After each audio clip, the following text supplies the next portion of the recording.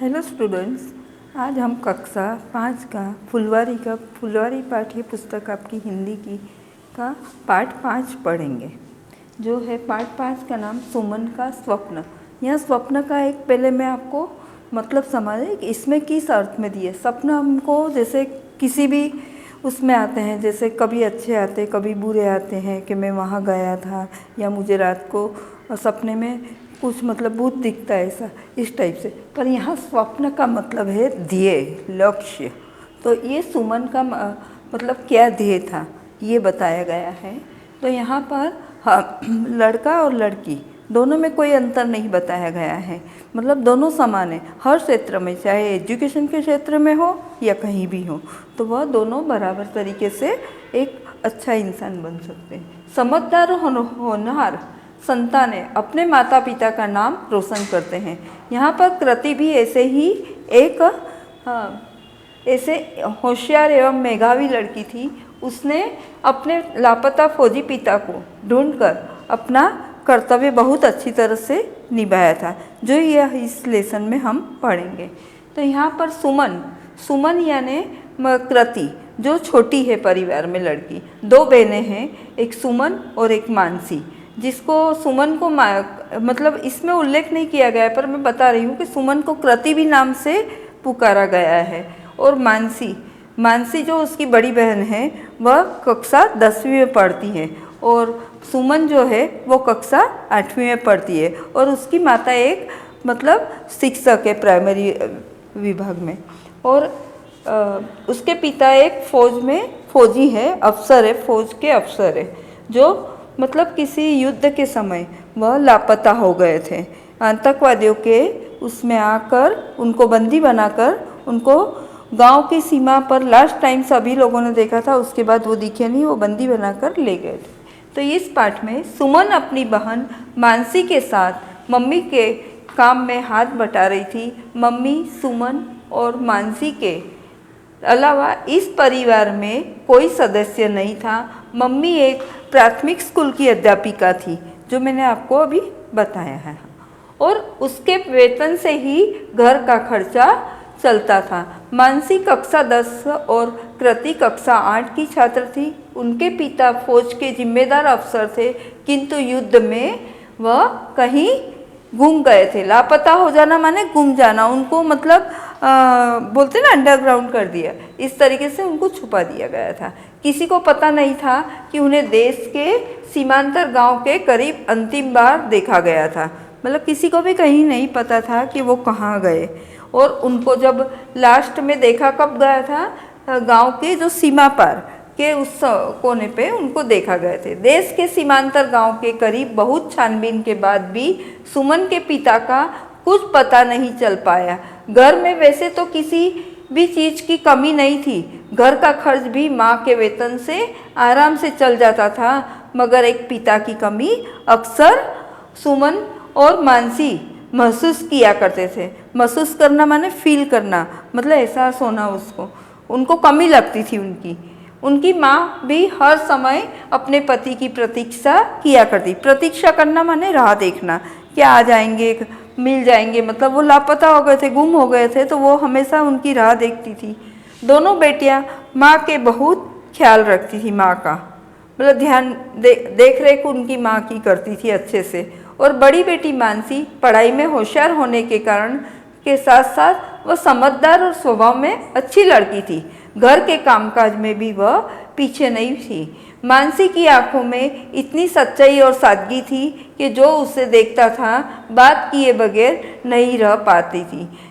विद्यालय में भी प्रथम आने पर सभी कामों में आगे रहने के कारण सभी अध्यापक और अध्यापिकाएं उसे बहुत प्यार करते थे। माने यहाँ पर मानसी का एक परिचय दिया गया है हमको, जो इस प्रकार दिया गया है कि उसका बिहेवियर, उसका व्यवहार कैसा है और वह किस टाइप की लड़की थी।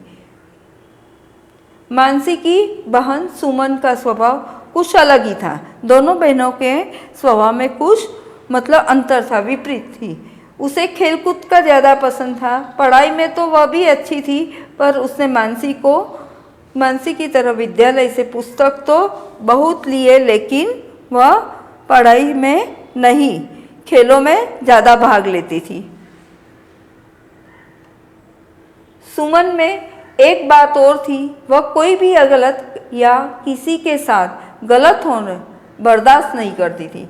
मतलब बर्दाश्त नहीं करना माने वह सह नहीं सकती थी। कहने का मतलब ये है कि वह किसी के बारे में गलत नहीं सुन सकती थी। यह तो एक अच्छा गुण है। तुरंत ही उसका विरोध करती थी। उसकी इसी आदत को देखकर लोग अक्सर अपने पिता को याद करते थे, क्योंकि वह भी अपने गांव में अपनी इसी आदत के कारण जाने जाते थे। उसके पिता भी मतलब एक अच्छे अफसर थे और उनका व्यवहार भी, उनका बिहेवियर भी ऐसा ही अच्छा था। वह बहुत ही अच्छे और ईमानदार इंसान थे। सुमन की भी यही इच्छा थी कि वह अपने पिता जैसी बड़ी अफसर बने, और इसी आशा को लेकर वह स्कूल से एनसीसी और अन्य खेलों में भाग लिया करती थी। समय बीतता गया। माँ ने दोनों बेटियों की पढ़ाई लिखाई और पालन पोषण में किसी भी तरह की कमी नहीं छोड़ी। दोनों लड़कियां पढ़ लिख कर अच्छी नौकरी करने लगी। बड़ी बेटी मानसी माँ की तरह प्राथमिक स्कूल में अध्यापिका के पद पर लगी और छोटी बेटी कृति पुलिस में अफसर हो गई। सुमन का वह सपना पूरा हो गया जिसे वह बचपन से ही देखा करती थी। वह एक बड़ी अफसर के पद को ग्रहण करने के बाद उसका एक महत्वपूर्ण काम किया था, जो मैंने आपको बताया था कि उसके पिता मतलब युद्ध के समय किसी ने बंदी बनाकर उनको ले गए थे, तो वह उसी समय से लापता था। तो बस सुमन बचपन से यही सोचती थी कि मैं किसी भी तरह एक बड़ी अफसर बनकर मेरे पिता को ढूंढ निकालूंगी। उसने सीमांतर गांव में अधिक पुलिस कर्मियों को लगाकर चप्पे चप्पे में पिता को ढूंढा। बहुत दिन बाद उसने अपने पिता को एक झोपड़ी में बंदी बने देखा तो उसका दिल दहल गया माने उसको देखकर बहुत दुख होने लगा। मतलब अंदर से उसका दिल रोने लगा कि मेरे पिता की यह हालत। वे बहुत ही कमज़ोर हो गए थे और असमय बूढ़े भी उन्होंने सुमन को पहचाना नहीं। मतलब असमय बूढ़े कहने का मतलब उनको चिंताएं और ये सारी चीज़ें घेर कर, और मतलब ना एक जगह ही उनको अकेला रखा गया था। उससे वह ना किसी से बात कर पाते थे और दुखी रहते थे। दुख के कारण वह कमज़ोर और असमय बूढ़े हो गए थे। उन्होंने सुमन को पहचाना नहीं। जब सुमन ने अपना परिचय दिया तो बेटी के सामने देखकर उनका मन भर आया और वह अब उसके गले लगकर रोने लगे। तभी वहाँ आतंकवादी आ गए जिन्होंने मानसी के पिता को बंदी बना रखा था। मानसी को पिता को किसने बंदी बना रखा था? आतंकवादियों ने। संघर्ष में आतंकवादियों को पुलिस ने बंदी बना लिया और इस लड़ाई में क्या हुआ, पुलिस ने घेरा डाला और आतंकवादियों को मतलब पकड़ लिया। सुमन अपने पिता को अपने घर लेकर आई। मानसी और सुमन की माँ उन्हें देखकर खुशी से उनके गले लगकर रोने लगी।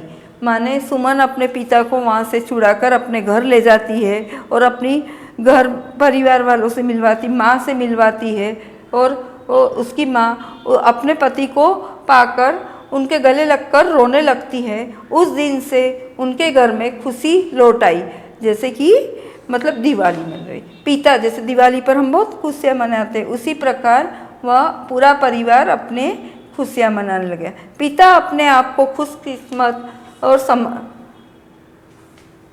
समझ रहे थे कि उन्हें ऐसी बेटी मिली है जो एक बेटे का फर्ज निभा रही है।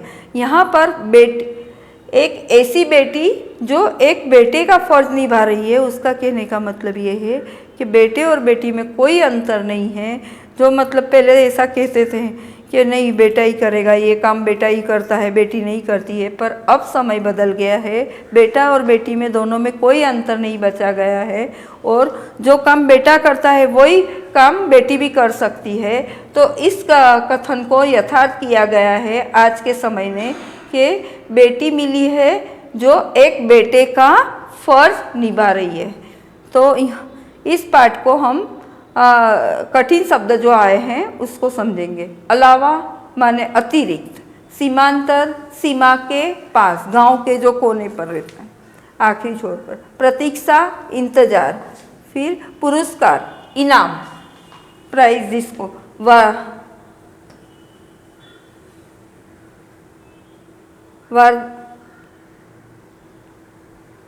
बर्दाश्त, सहन, फर्ज, कर्तव्य।